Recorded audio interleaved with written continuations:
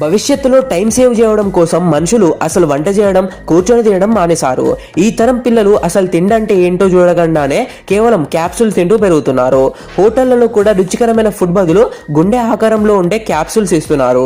చివరికి కుక్కలకు కూడా క్యాప్సూల్సే పెడుతున్నారు.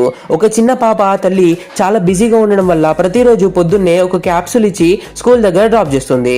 స్కూల్లో లంచ్ కి కూడా ఒక క్యాప్సూల్ ఇస్తారు. ఒకరోజు ఆ పాప ఇంటికి వచ్చేసరికి ఇంట్లో ఒక క్యాప్సూల్స్ కూడా ఉండదు.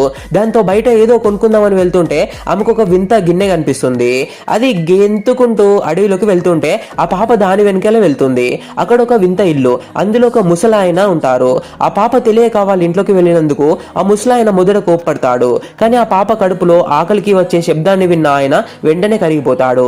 ఆయన పాప కోసం చీజ్ పొటాటో ప్యాన్ కేక్ చేస్తాడు. తురిమిన పొటాటోస్ కరిగిన చీజ్ తో చేసిన ఆ ఫుడ్ తిన్న పాప మైమర్చిపోతుంది. తన లైఫ్ లో అలాంటి టేస్టీ ఫుడ్ ఎప్పుడు తినలేదని కడుపు నిండా తింటుంది.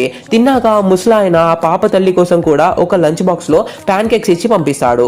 పాప ఇంటికి వెళ్లి ఆ బాక్స్ ఓపెన్ చేయగానే ఆ వాసనకి నిద్రపోతున్న తల్లి లేచిపోతుంది. ఆ ఫుడ్ తిన్న వెంటనే ఆమెకు తన చిన్నప్పుడు ఇలాంటి రుచికరమైన తిండి తినే రోజులు గుర్తొస్తాయి. టెక్నాలజీ పెరిగి తిండి మాయమై క్యాప్సూల్స్ వచ్చినందుకు ఆమె బాధపడి తన కూతుర్ని హగ్ చేసుకుంటుంది. ఆ రోజు నుండి తన కూతురికి క్యాప్సూల్స్ ఇవ్వడం మానేసి అసలైన తిండి పెడుతుంది.